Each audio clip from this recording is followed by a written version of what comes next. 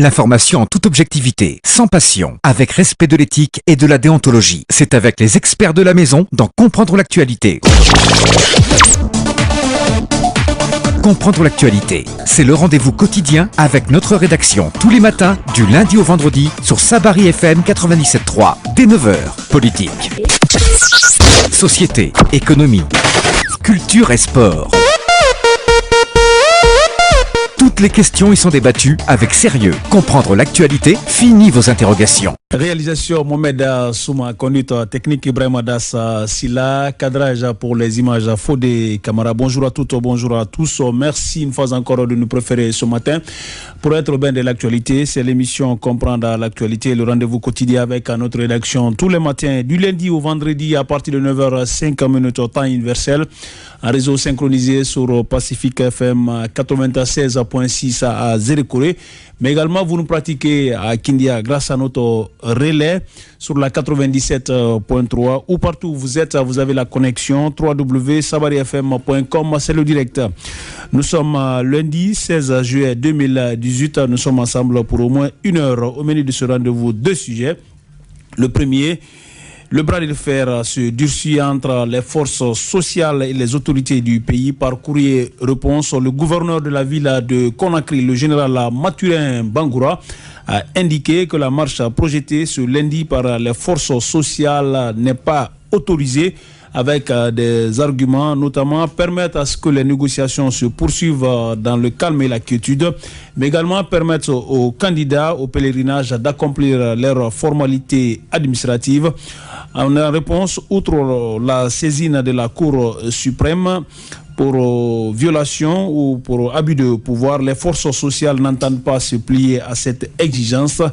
Commentaire des experts dans cette émission. Et deuxième sujet, le gouvernement a fixé une fois encore de façon unilatérale le prix des transports urbains. C'est ce qui décide en tout cas dans la cité, faute d'une rencontre avec les syndicalistes. Le gouvernement, avec les syndicalistes de transport, le gouvernement a décidé de reconduire, s'il vous plaît, je dis bien reconduire les tarifs convenus en 2014. À l'époque, le prix du carburant était également à 10 000 francs guinéens. Outre les incohérences dans le document qui circule, peut-on dire qu'il y a panique dans le bateau gouvernemental? La question est posée. Vous aurez assez d'informations sur ces tarifs avec le document que nous détenons dans ce studio. Merci à tous. C'est le menu de ce rendez-vous avec les experts. Ils sont deux ce matin autour de moi pour en débattre. Bonjour Amadou Makissa Diallo. Bonjour à tous. Bonjour Abakar Kondé. Bonjour Malik, bonjour à tous. Une fois encore, merci de nous choisir. Bienvenue dans cette émission. Fini les interrogations, fini les ondes d'ombre. L'actualité s'offre à vous quand vous en avez le droit. Elle n'a plus aucun secret pour vous, car nos experts tamisent les sujets qui font l'actualité du jour. Tous les matins, du lundi au vendredi sur Sabari FM, l'actu politique, économique, de la société, des sports et de la culture obéissent à votre compréhension. Vous avez dit les experts, dites aussi Sabari FM.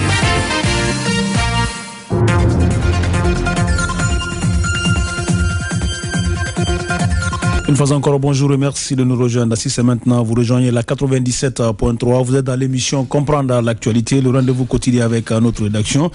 Une émission que nous ouvrons ce matin par ce qui fait l'actualité sur le plan international. Je vais parler de football avec le sacre de l'équipe de France. Pour la deuxième fois de son histoire, la France remporte la Coupe du Monde. C'était face à la Croatie hier. Score final à 4-2 en faveur des Bleus. Alors, Amadou Makissa Diallo, Abakar Kondé, est-ce qu'on peut conclure que c'est la meilleure équipe qui a perdu? Oui, je dis que c'est la meilleure équipe qui a perdu parce que le fond de jeu de l'équipe croate est un fond de jeu excellent. Tous les comportements donnent bien. Ils n'ont pas été simplement réalistes. Les Français ont eu des occasions qui n'ont pas raté. Sinon, dans le fond de jeu, dans le style de jeu de Croate, d'ailleurs, quand vous voyez la performance des passes qui ont été données, des balles qui ont été touchées, quand vous voyez la position de balle, c'est les Croates qui ont joué.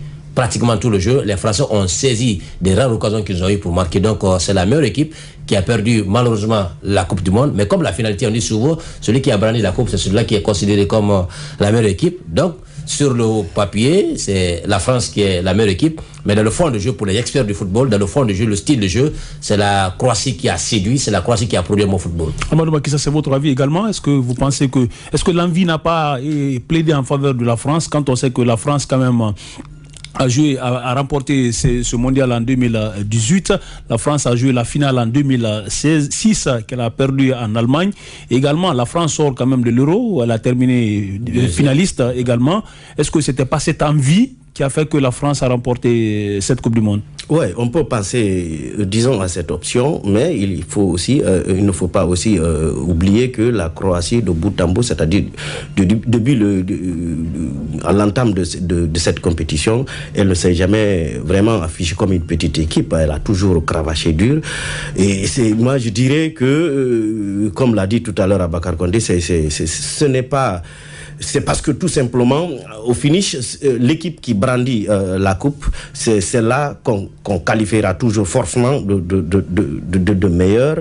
Mais quand on sait aussi que la Croatie est arrivée, disons, à cette compétition, à la fin de cette compétition, à cette rencontre, je veux parler de la rencontre, de la finale, complètement, je ne dirais pas laminée, mais bon, usée, très très très usée, parce que souvenez-vous qu'elle a joué, je crois, ce qu'on n'a même pas ressenti. Voilà, deux prolongations. Même. Voilà, 3 prolongations. Voilà, c'est une première dans l'histoire quand même du mondial. Voilà, c'est vraiment c'est une première. Donc moi, franchement, elle a perdu, disons, comment on appelle ça, la première place. Mais elle ne démérite pas, c'est une équipe franchement qui a épaté, qui a ébloui. Au-delà, il faut aussi savoir que la Croatie n'a jamais été une petite équipe. De toutes les compétitions qui se sont, disons, mondiales, où en tout cas elle a participé, elle a toujours brillé de par ses façons de faire. C'est un football franchement, disons, à la brésilienne, comme le disait hier le commentateur. Et aujourd'hui, la France s'est adjugé de la coupe. Bravo à la France, mais la Croatie aussi ne démérite pas. En tout cas, deuxième étoile là, sur le maillot désormais de l'équipe de France. Depuis hier, une équipe de France attendue cet après-midi même du côté de Paris, avec une fête à la clé qui coïncide même avec la fête nationale le 14 juillet que la France vient de célébrer. Cette information sera beaucoup plus développée dans les émissions sportives sur Sabari FM. On revient en Guinée pour parler de ce qui fait l'actualité. L'actualité, vous le savez, reste dominée par le réagissement à la hausse du prix du carburant suivi des vagues des contestations des forces sociales qui avaient appelé ce lundi même à une marche. Finalement, la dernière minute, une journée. Non, c'était la marche. On a dit le 16 à partir du lundi. Ça devait être une marche, mais finalement, interdite. Voilà, une marche qui n'est pas maintenant autorisée. Et finalement, ils ont appelé à la journée ville morte tout en projetant de saisir la Cour suprême pour abus de pouvoir. Est-ce qu'on peut dire que le gouvernement est dans une logique quand même pour maintenir l'ordre et la quiétude? Amadou Makissa. Bon, dans l'ordre de maintenir l'ordre et la quiétude, peut-être c'est l'option et c'est l'objectif de tout gouvernement, sauf que depuis le début de cette crise, je pense, faute de rencontres, le gouvernement ne fait que durcir le ton, campe sur sa position, campe toujours dans ses bottes, droit dans ses bottes. Et c'est ce que nous sommes en train de vivre jusque maintenant. Et les forces vives aussi ne comptent pas vraiment lâcher prise. Et la marche qui devrait partir aujourd'hui de Koza, Hamdallah jusqu'à l'esplanade du Palais du Peuple, vous l'avez rappelé tout à l'heure, a été, disons, interdite par le gouverneur de la ville de Conakry, le général Mathurin Bangoura. Alors, il a donné les raisons, juste pour permettre, maintenir la quiétude, mais aussi permettre aux pèlerins de remplir leurs dernières formalités pour, disons, le Hajj 2018. Ce qui est soutenable. Ce qui est, bon, soutenable, oui, parce qu'on en avait déjà parlé dans ce studio.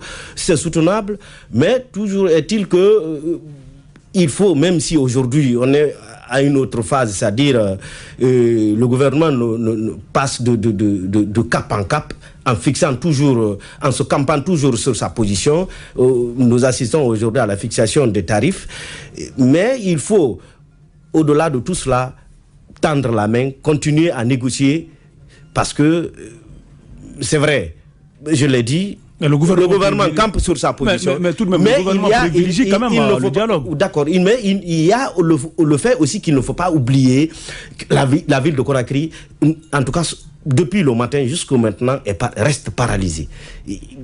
Je ne dis pas qu'il n'y a pas de circulation, mais vraiment il y a une fluidité effarante dans la circulation. Est-ce que c'est la pluie? Je ne le pense pas de trop.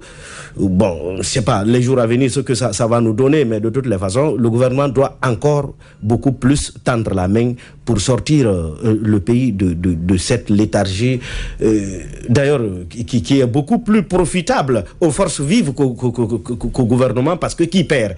C'est vrai, les gens seront asphyxiés à domicile, mais il y a aussi un manque à gagner du côté de l'État. Quand les gens ne travaillent pas, quand les gens n'ont pas les moyens de se rendre à leur lieu de travail. Excusez-moi de vous raconter hier une anecdote. J'ai un ami qui a préféré, vu un peu les difficultés qu'il traverse, il a préféré envoyer sa famille au kilomètre 36 dans sa belle famille. Alors hier, il se rendait là-bas juste pour comment on appelle ça, envoyer la popote à la famille. Mais arrivé là-bas, le carburant est fini dans la voiture. Il était obligé de laisser la voiture là-bas et prendre une moto, revenir à la maison. Vous voyez tout ça là, et c'est un fonctionnaire. Il doit ce matin se rendre en ville. Et qu'est-ce qu'il va faire? Je ne sais pas. De toutes les façons, aujourd'hui, s'il y a quelqu'un qui perd entre les deux camps, s'il y a en tout cas un camp qui perd de plus, c'est l'État. Donc l'État doit encore redoubler d'efforts. Je ne dis pas baisser le carburant, parce que à la vitesse à laquelle ils sont en train de partir de cap en cap, je ne pense pas qu'aujourd'hui ce gouvernement a vraiment l'intention de baisser le prix des produits pétroliers, mais il faut tout trouver qu'à cela ne tienne des mesures compensatoires. Aboukar Kondé, il faut le rappeler que là où ça corse beaucoup plus, c'est que les forces sociales disent niet, il n'y a aucune négociation possible tant que le gouvernement ne décide pas de ramener d'abord le prix du carburant au prix initial, c'est-à-dire à 8 000 francs, et c'est la condition sine qua non. Est-ce qu'à partir de là, on peut dire que les arguments avancés aujourd'hui par le gouvernement, ce sont des arguments soutenables? Ben écoutez, je crois que c'est leur argument à eux, et apparemment c'est soutenable parce que la conjoncture elle est mondiale. Mais ce qui reste clair, le fait d'être sourd face à l'appel des populations, des peuples, des acteurs. Le gouvernement n'est pas sourd. Ah oui, apparemment, parce que aujourd'hui la crise elle s'accentue et ça ne profite pas non seulement au gouvernement, mais encore moins à la population guinéenne, parce que ce qu'on craignait perdre, on est en train maintenant de le perdre petit à petit, parce qu'on est comme ça 2 semaines de la crise, et Dieu seul sait combien cela a coûté au gouvernement, ces fuites de recettes, c'est que ça va coûter au gouvernement. Donc malheureusement cette fois-ci ils n'ont pas pris cet exercice-là pour dire chaque jour ce qu'on perd en termes de recettes au niveau des entrées, au niveau de la douane, au niveau de l'aéroport, au niveau des régies financières. Donc je pense qu'aujourd'hui le gouvernement devrait plutôt privilégier le dialogue. Heureusement, c'est vrai que le dialogue elle est suspendue, mais partiellement, en attendant que les gens fassent des concertations. Mais c'est les forces sociales qui ne veulent plus. Non. L'annonce de la suspension de la négociation a été faite par le gouvernement. C'est le Dr Alia qui a dit que d'abord, pour l'instant, la négociation elle est suspendue en attendant que les uns et les autres partent pour faire des consultations. Donc ce n'est pas les syndicats qui ont donné une annonce, c'est le gouvernement qui a donné une annonce publiquement pour dire que pour l'instant on est arrivé à un niveau où il faut élargir la concertation. On est arrivé à un niveau où nous allons repartir pour essayer de revoir le tableau. Est-ce qu'il y a une possibilité de céder à la pression ou pas? Donc c'est le gouvernement qui a fait l'annonce. Aujourd'hui, les syndicats disent, puisque vous ne voulez pas maintenant qu'on trouve un terrain d'entente, on ne va plus maintenant revenir pour encore discuter inutilement. Donc, vous voulez discuter, il faudrait que vous soyez réceptible. Maintenant, l'autre question, c'est que, est-ce qu'à l'interne d'abord, c'est-à-dire au sein des forces sociales, est-ce qu'il n'est pas mieux aujourd'hui? Quand je parle de forces sociales aujourd'hui, moi je fais un petit mélange avec les centrales syndicales, je ne sais pas. La société civile. Voilà, la société civile, tout le monde réuni, que j'appelle maintenant force sociale, parce que je crois qu'il y a eu une rencontre déjà dans ce sens, où les forces sociales sont parties à la rencontre des centrales syndicales. Ils ont exprimé leur soutien total aux centrales syndicales. Est-ce qu'à l'interne déjà, la question ne doit pas se poser pour ne pas que ça soit une condition sine qua non de toute rencontre avec le gouvernement? Parce qu'après, ils l'ont dit plusieurs fois, ils ont répété dans les médias qu'il n'y a aucune possibilité de négocier tant que le gouvernement ne décide pas d'abord de revenir à 8 000. Oui, écoutez, c'est que parce qu'on a vu que le camp d'en face, apparemment, c'est un camp qui a du mépris pour son interlocuteur. C'est facile, hein? Oui, non, mais c'est la réalité qui le dit. C'est facile, mais il y a une défiance. C'est la réalité qui le dit. Un gouvernement... un gouvernement n'agit pas contre son peuple. Un gouvernement responsable n'agit pas partout, dans tout le monde entier. On a vu les gouvernements prendre le profil bas quand le peuple n'est pas réceptif. Même si ça ne va pas. Même si ça ne va pas. Non, on a vu tous les gouvernements responsables. Ça affaiblit. Non, ça n'affaiblit pas. C'est ce qu'on appelle la hauteur d'esprit. Oui, d'autant qu'il y a d'autres défis à relever, ça affaiblit quand même l'État. C'est que malheureusement, quand vous discutez avec ceux qui connaissent la gestion administrative, ceux qui connaissent un peu les grands du monde, ils savent, c'est des gens qui ont reculé. Quand le peuple crie, surtout quand c'est un cri de cœur, le peuple. Maintenant, faire une défiance, si vous voulez, défier, le peuple ne peut que défier. Parce qu'on voit qu'on a en face des gens qui ne voient même pas ce que vous vivez, qui ne connaissent pas la réalité, votre quotidien. Non, ils connaissent Abakar, ils connaissent. Non, c'est un peu... Ils connaissent, mais ils font la sourde oreille. C'est une façon de parler. Donc, quand vous avez affaire avec des gens comme ça, on a dit, il faut que vous reveniez au prix normal pour revenir sur le niveau de la table. On dit non, on ne le fait pas, on a déjà fixé un prix, et voilà, on continue. Alors, mais que les gens viennent aussi négocier, parler, écouter le gouvernement. Ils ont fait une semaine de négociation. Pour voir... Ils ont fait une semaine de négociation, ça donne quoi? Le gouvernement n'a jamais baissé la garde. Le gouvernement est resté droit dans ses bottes. Une semaine de négociation, ça n'a rien donné. À quoi ça sert maintenant? Alors que le gouvernement, parallèlement, continue à annoncer les mesures. Parallèlement, le gouvernement ne donne aucun signe de bonne volonté en termes de soulagement de la souffrance des Guinéens. Aucun signe. Aucun. Non, moi, un seul exemple. Vous-même, vous reconnaissez qu'il y a des mesures quand même qui sont annoncées. Je ne reconnais aucune mesure sanitaire. Voilà, d'abord, c'est vrai que vous allez tout de suite dire que c'est un train qui ne va pas jusqu'à Kindia, tout et tout, mais ce sont des mesures d'accompagnement. N'oubliez pas les bus qui arrivent, mais également, on parlera tout à l'heure du prix du transport et autres. Je prête le mot à ce syndicaliste qui a dit que c'est de la diversion. Et c'est ça, c'est le mot qu'ici, c'est de la diversion. Quand vous avez 12 millions de Guinéens qui souffrent le martyre, vous soulagez seulement 800 personnes. Et ça, c'est un soulagement. Sur 12 millions qui vivent le martyre, vous soulagez 800 personnes. Mais c'est de la diversion. Je pense qu'aujourd'hui... C'est un début. Non, écoutez... C'est un début. Écoutez, il y a d'autres mesures qui arrivent. Je suis convaincu qu'il y aura d'autres mesures. C'est qui pouvaient soulager. Même si le gouvernement campait sa position avec les 8 000 francs, il fallait mettre des mesures sociales, vraiment, des mesures sociales qui pouvaient vraiment être applaudies. Mais comment on peut mettre ces mesures sociales? Vous continuez à manifester. Mais écoutez, vous appelez les gens à barricader la route. Parce qu'on apprend à l'instant même que Bambeto, déjà, il y a des groupuscules de jeunes qui se forment. Vous dites que les gens, on ne peut pas faire des mesures sociales parce que les gens manifestent. C'est dans le show qu'on pouvait annoncer des mesures sociales. Au lieu de faire, de la diversion avec le train Conakry Express, avec les bus pourris qui vont encore être déversés sur le marché. Après 3 mois, ce sera encore sous calme. Et puis encore quoi? Est-ce qu'on va essayer de soulager le palais de la ménagère? Est-ce qu'on va essayer de diminuer le prix du sac de riz? Est-ce qu'on va essayer de diminuer le prix du Ça sera fait. Quelle est cette mesure qui est là aujourd'hui qui touche directement les gombo? Vous connaissez aujourd'hui le prix? Tout cela sera fait. Votre poche commence à parler encore. Votre poche commence à parler. Le problème est que 10 fois. Le cadre d'enfance refuse de négocier. Non, mais parce que moi, je ne le dis pas que les syndicats refusent de négocier. Je ne dis pas que la société... Mais ils refusent. Non, mais écoutez, je vous dis qu'ils ont fait une semaine de négociation pour un résultat. Quand on a fait le pourcentage de résultat, c'est 0,001%. Il n'y a pas eu de... C'est ce qui a été obtenu. Non, avec les 10 jours, une semaine de négociation. C'est qu'ils ne veulent pas bouger, ils ne veulent pas bouger sur leur position. C'est ça aussi le problème. Du côté du gouvernement, quelle est la mesure qui a été annoncée? Est-ce que le gouvernement a diminué son train de vie?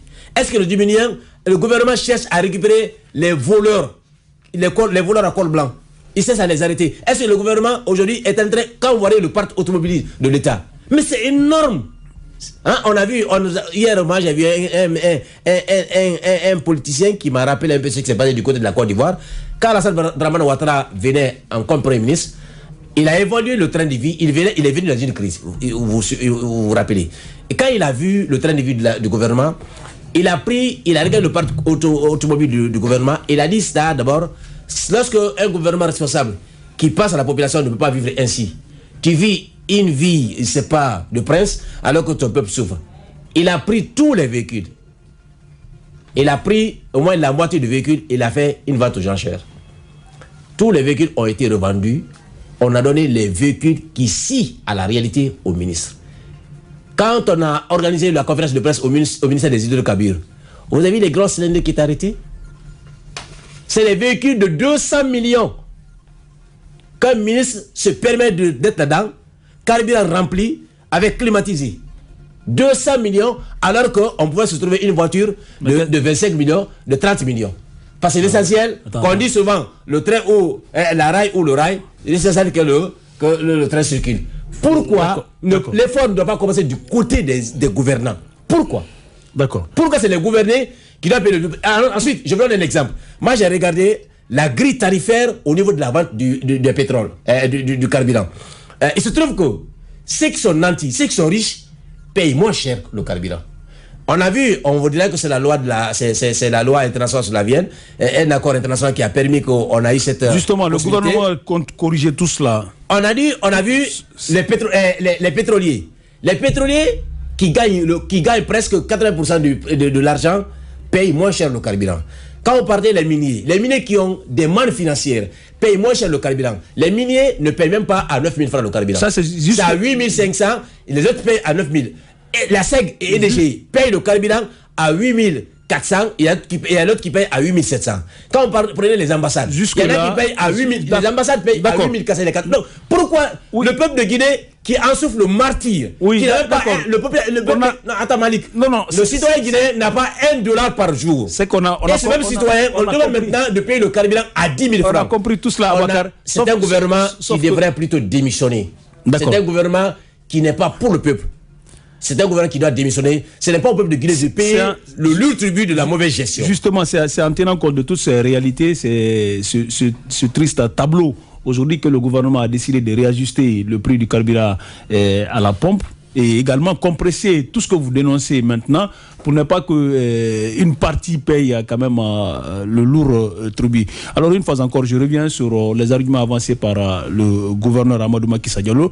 Et comme je l'ai dit à Aboubacar Condé, peut-être qu'il y a une position toute tranchée dans ce dossier. Est-ce que vous estimez que la concertation aujourd'hui aussi doit être beaucoup plus multipliée au niveau de ces forces sociales pour accepter d'aller à ces négociations sans ce préalable? Parce qu'après, ils en ont fait quand même un préalable et dire qu'aucune négociation, aucune rencontre où rien n'est possible tant que le gouvernement ne décide pas de revenir quand même à 8 000 francs. Parce que moi je vois beaucoup plus une défiance qu'une volonté réelle de négocier avec ce gouvernement.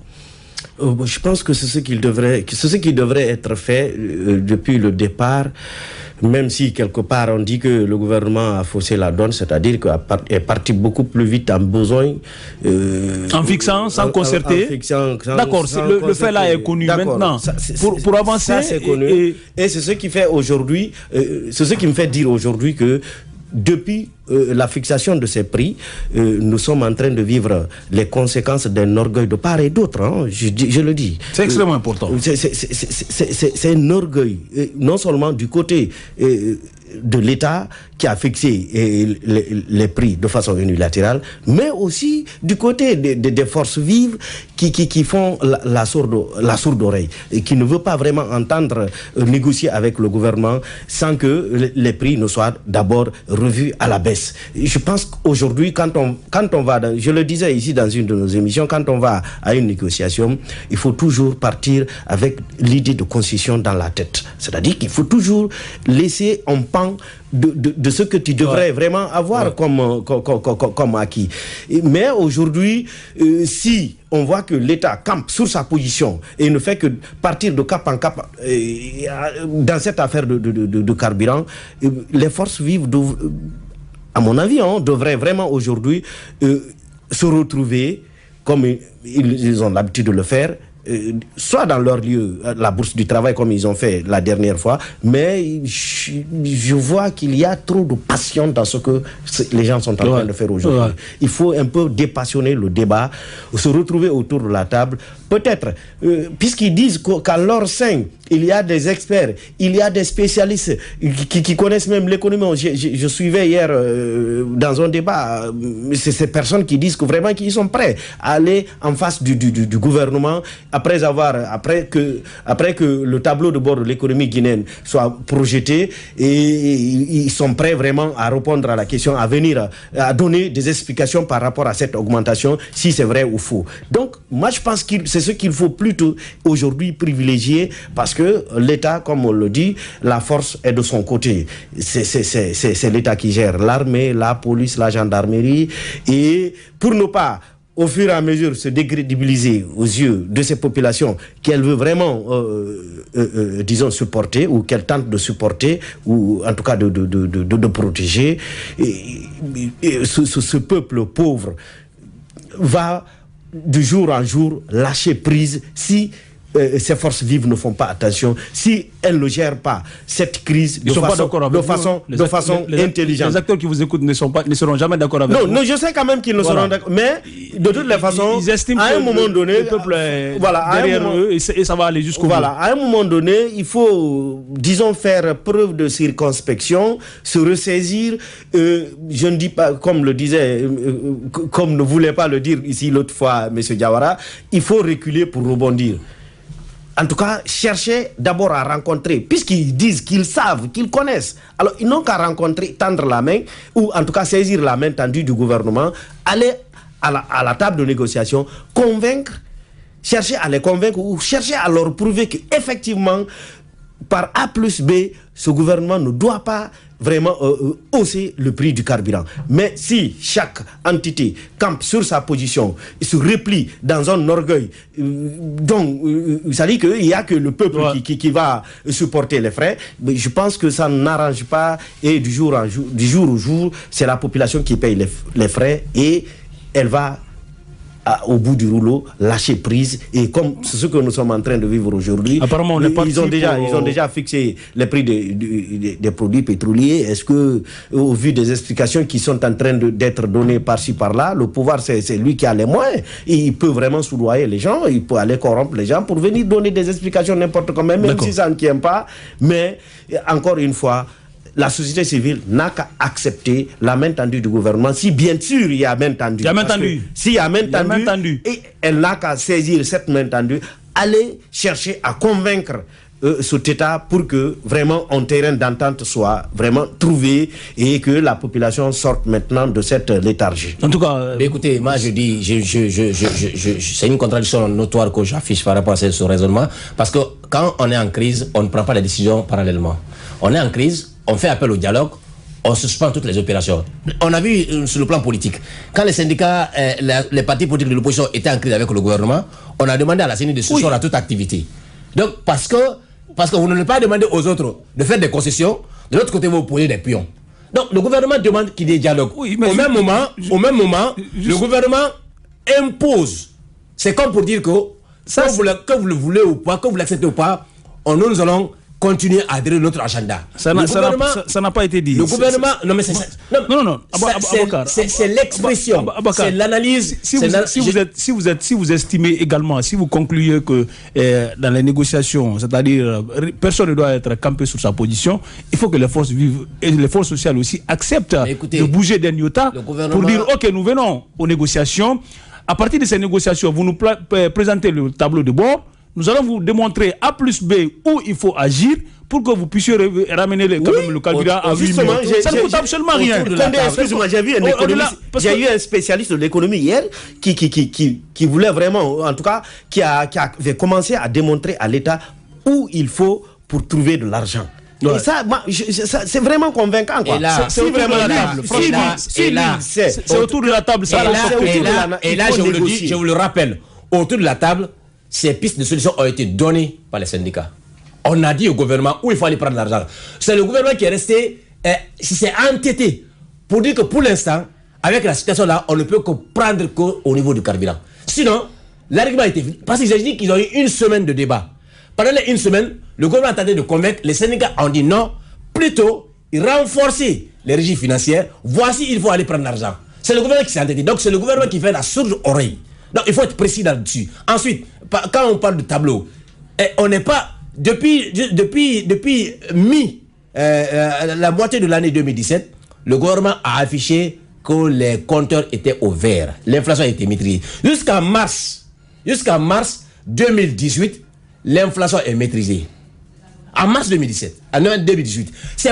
Mais ce n'est pas maintenant à partir du mois de juin 2018. Vous allez dire que tous les efforts là d'une année là sont retombés. Sauf qu'il ne faut pas oublier, entre février et mars, en tout cas, si ma mémoire est fraîche, il y a eu cette grève quand même dans le secteur de l'éducation où le gouvernement a fourni assez d'efforts. Il ne faut pas l'oublier. Faut pas l'oublier. Même si on présente le tableau de façon que le tableau est vert à partir de janvier jusqu'en février, mais après il y a eu ces mouvements qui sont invités dans la gestion du pays. Je vous le rappelle. Ça a été un ralenti quand même. Je vous le rappelle encore. Il ne faut jamais l'occulter. Je vous le rappelle encore.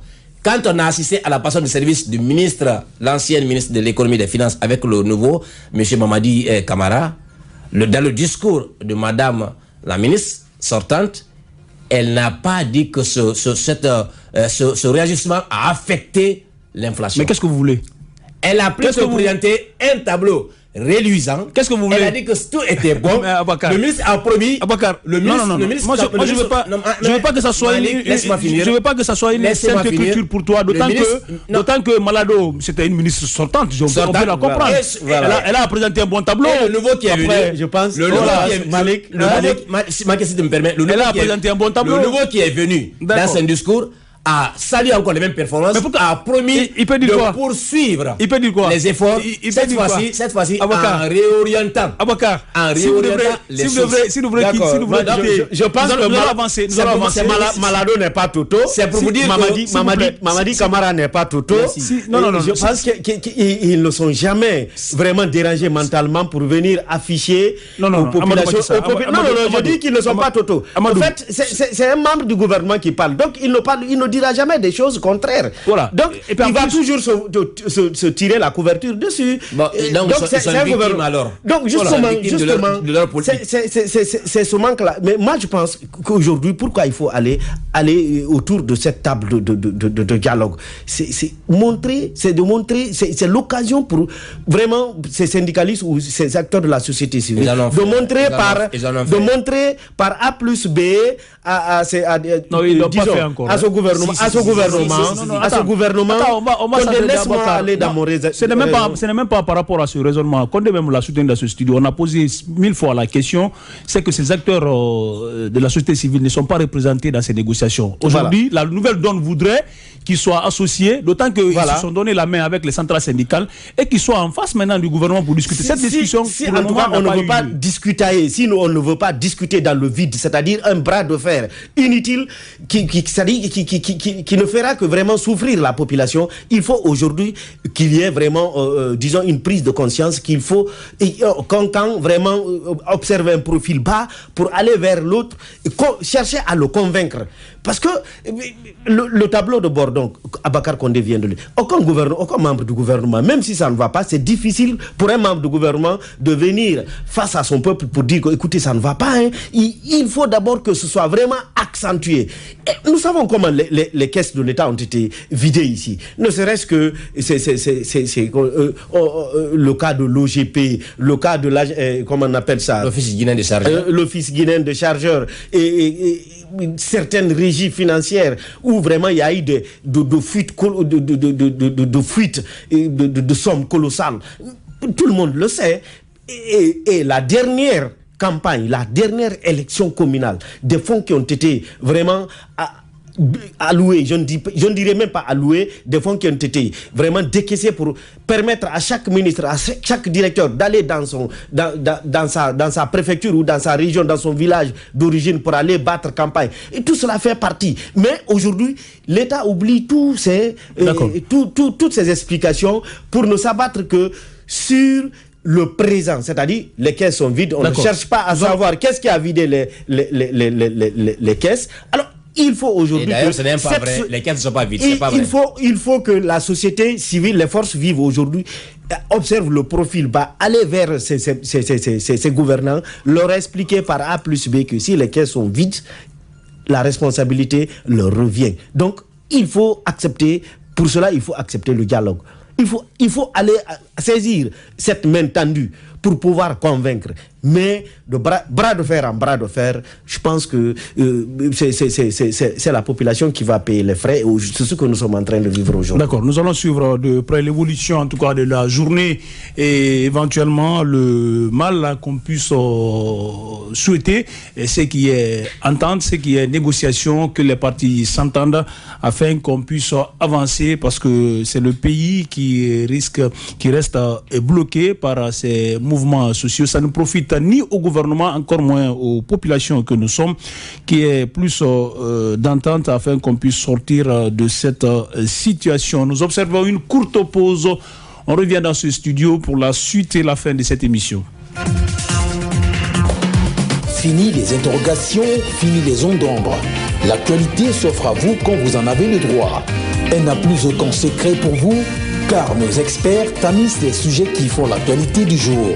Tous les matins, du lundi au vendredi sur Sabari FM, l'actu politique, économique, de la société, des sports et de la culture obéissent à votre compréhension. Vous avez dit les experts, dites aussi Sabari FM.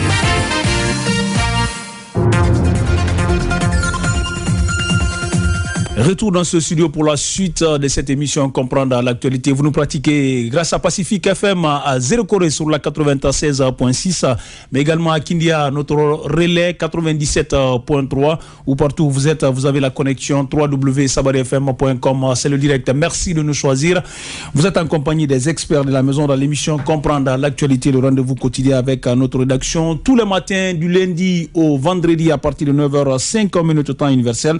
Le deuxième sujet ou le second sujet de cette émission, le gouvernement a fixé le prix des transports urbains.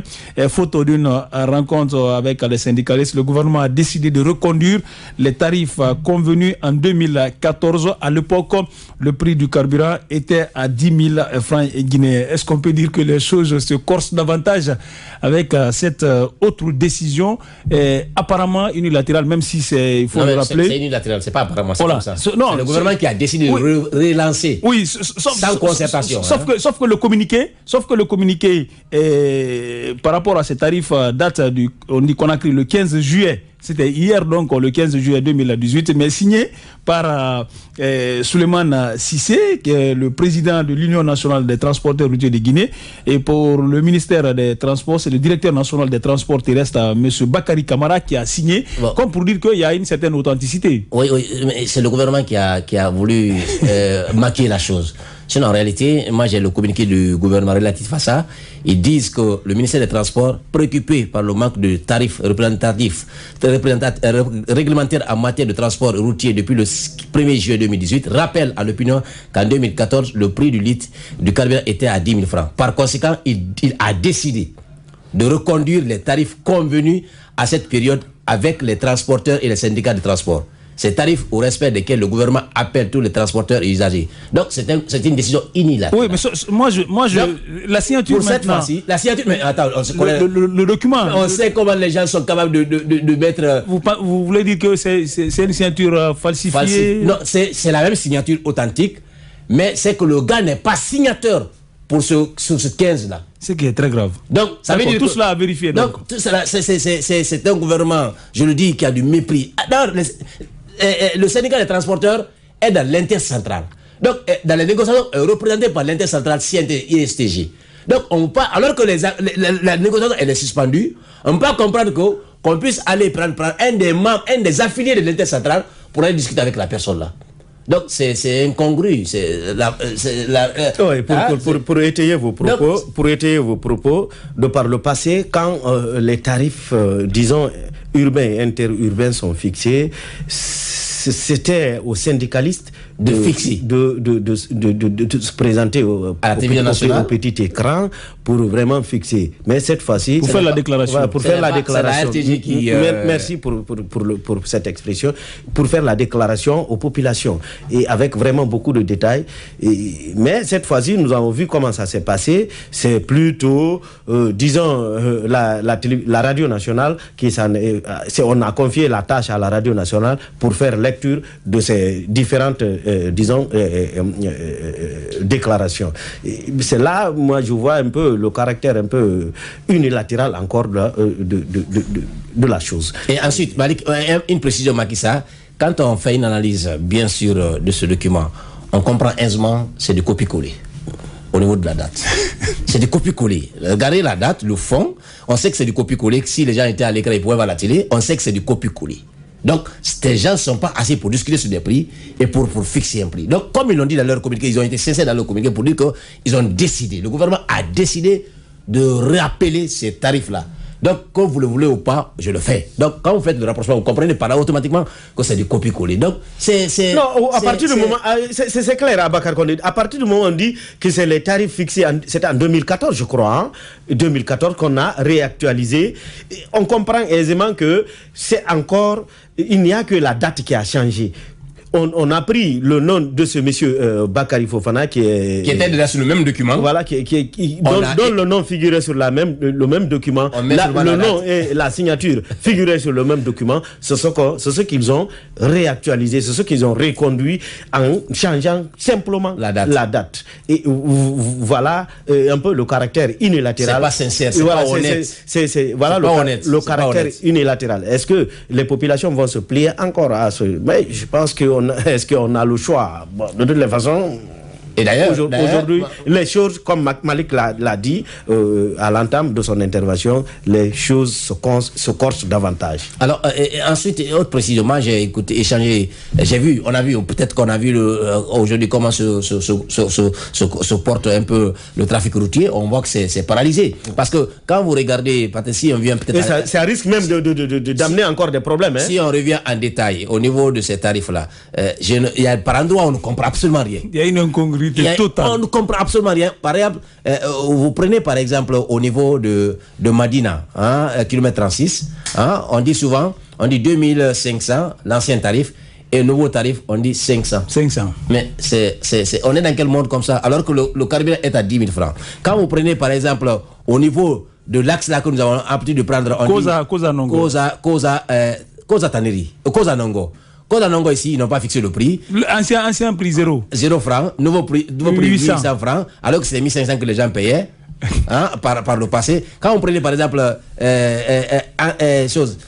où je vais Anta Lansanaya, on sait que c'est un peu à côté. L'ancien tarif, ils disent que c'est 800, le nouveau tarif 1000 francs. Donc, ils sont en déphasage de la réalité. C'est un document chiffon. C'est un document chiffon. On se fout de qui? Franchement. Et puis, bizarrement, la RT se permet de faire le favoronnade, tout ça là, toute la journée, en train de saouler avec ça le matin. Non. Moi, je n'en veux nullement. C'est un média. Je n'en veux nullement. C'est un média d'État. Non. C'est un média d'État. Sur l'aspect. On leur soumet un document. Voilà. Dont ils font vraiment lecture. Je prends Port Madina. Les gens payaient par le passé 1500 francs. Et ils disent que 800 francs, ancien tarif, nouveau tarif 1000 francs. Mais est-ce que les transporteurs sont fous? C'est pratiquement un document. Les transporteurs sont fous pour acheter le carburant à 10 000 francs et prendre les gens à 1000 francs. Alors que quand c'était à 8 000 francs, le carburant, les gens payaient 1500 francs. Mais on va dans quel monde? Est-ce que c'est les populations qui doivent payer ce lourd tribut? D'accord. Non, mais non. Mais c'est un gouvernement, je crois que c'est de l'irresponsabilité notoire. Ce taxe a été posé là. Non seulement ils ont du mépris pour les syndicats, encore plus pour la population guinéenne, parce que j'ai comme l'impression c'est des gens qui ont bouché les oreilles, ils ne veulent rien entendre des cris du cœur de la population guinéenne. Donc c'est un gouvernement, dans un état responsable, c'est un gouvernement qui devait démissionner. Alors, est-ce qu'en conclusion on peut dire qu'il y a panique? Quelque part, moi, c'est ce que je vois, parce que c'est avec ce document cousu dont Abakar Condé vient de nous faire lecture, je pense qu'il y a panique à la demeure. Du fil blanc sur le noir. Voilà, justement, ça se voit. C'est trop clair. C'est trop clair. Franchement, il faut vivement le dialogue, que vraiment les deux parties, les protagonistes, parce que maintenant ce sont des protagonistes que les protagonistes se retrouvent, qu'on trouve vraiment quelque chose de clair à proposer. Personne ne refuse l'augmentation, parce qu'à l'international nous voyons ce qui se passe, mais il faut vraiment partir, redescendre, se voir, se concerter. Et c'est entre nous Guinéens. proposer quelque chose de clair et net à cette population pour nous éviter vraiment des problèmes inutiles. Parce que ce que nous sommes en train de vivre, vraiment, c'est des problèmes, ça n'a aucun sens, quoi. Ça n'a aucun sens. L'État veut vraiment engranger, remplir ses caisses. Et la population prend sa tête pour dire, écoutez, on nous soudoie et puis on nous soutire de l'argent pendant que nous sommes en train de souffrir. Donc, l'essentiel aujourd'hui, c'est de se concerter et trouver un terrain d'entente. Les syndicalistes ou les forces vives ne disent pas qu'elles ne veulent pas vraiment d'augmentation, entendre parler d'augmentation, mais il faut qu'il y ait une concertation, il faut qu'on se respecte entre nous. Nous sommes vraiment des populations d'une même nation, d'un même pays. Il faut qu'on se parle, qu'on prenne une décision vraiment, consensuelle pour gérer cette nation. Il faut sauver le soldat gouvernement. C'est ça. Non, il faut plutôt sauver le peuple le peuple meurtru, le peuple guinéen qui est aujourd'hui meurtru, qui vit. J'ai pitié vraiment des familles pauvres parce que on accentue la pauvreté aujourd'hui davantage du Guinéen. La dernière enquête qui a été menée la proportion de Guinéens qui vivent sous le seuil de la pauvreté était à 50%.